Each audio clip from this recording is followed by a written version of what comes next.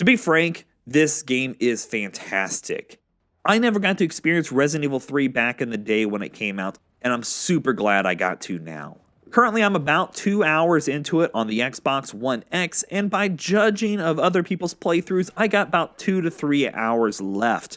While it is a little on the short side, in my opinion, I still feel like it's a fantastic game that you shouldn't overlook. The game starts off with you playing as Jill, a STARS officer trying to put together connections between Umbrella and the zombie outbreak. When just moments later, you are greeted with our Nemesis. Nemesis.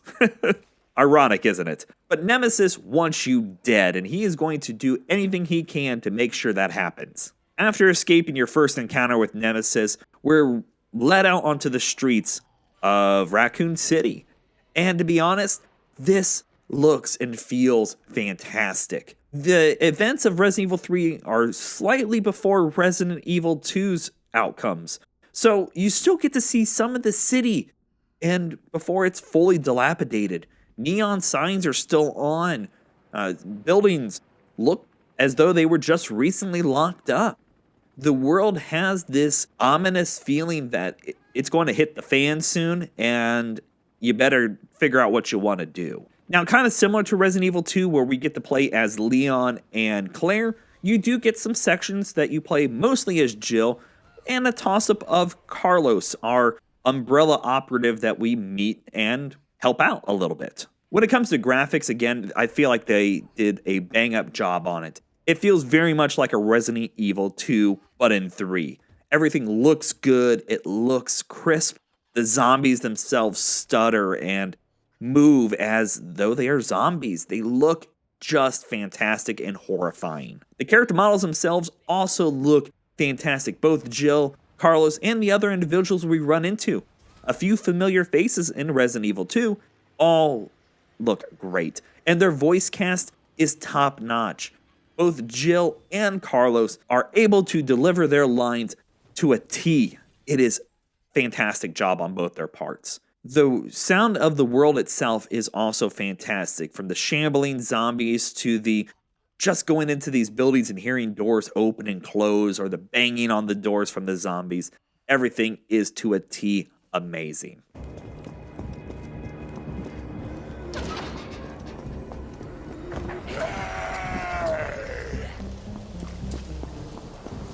Now, they did toss in a few new zombies besides Nemesis to worry about.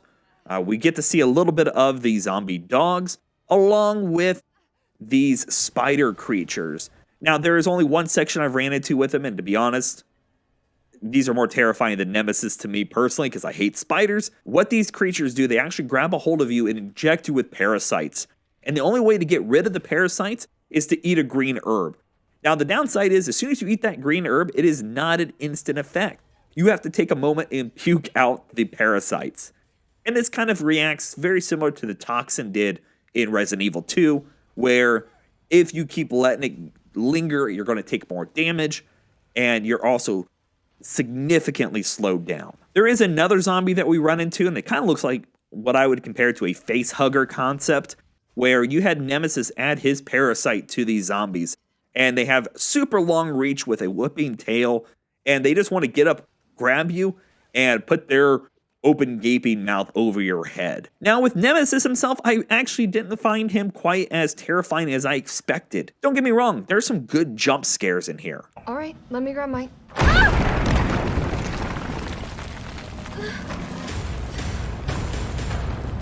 However, most of his encounters are very scripted. About the time that you feel like he should be popping out, 9 times out of 10 he does. And he doesn't stalk you quite as long as I felt Mr. X did. Mr. X, I felt like, was around every corner in Raccoon City Police Department.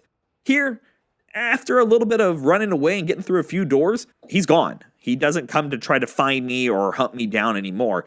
And it seems like most of the time you go through doors and he doesn't even try to enter them. However, the boss fight encounters you do have with him are pretty solid, though basically they are bullet sponge situations, and you just got to keep using your ammo and figure it out. About the time, again, you have too much ammo, about the time you use it all. And being able to dodge and do this kind of sidestep real quick allows you to get out of the way of zombies, and of course Nemesis. One thing I definitely recommend if you're a seasoned or new player to Resident Evil 2 or 3 is backtrack. You're going to find items that are going to help you, and you're going to want to go back through and collect as much stuff as you can just to have it on hand. There are plenty of times you're going to use the bolt cutters, the lock picks, and all these other items that you're going to find. Take the time to backtrack, because these will sometimes involve upgrades to your weapons, which will come in handy later. Again, my only one big gripe about the game is its length. Right now, I'm just over 2 hours of gameplay, and again, judging by some other playthroughs, I got about 2, maybe close to 3 hours left. I wish it was a little bit longer, and by reading some reviews, supposedly they removed some content, and I don't know why. Maybe it was a creative choice on that, but it's kind of disappointing.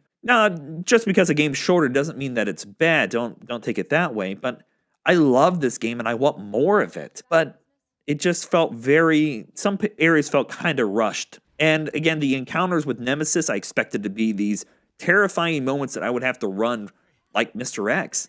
And most of them are either scripted, that I get away, or it's a simple runaway mechanic that I just hold forward on the stick and I get away.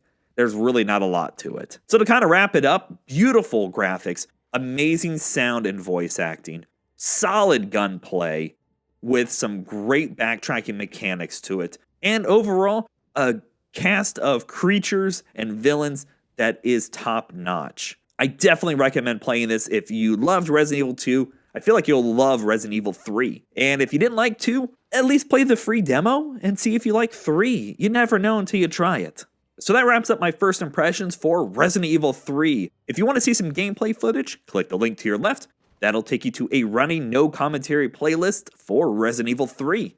And if you like what you see and you want to see some more, click the link to your right. That'll take you to the channel itself, where we have tons of videos going on over there. Until next time, you guys, stay frosty.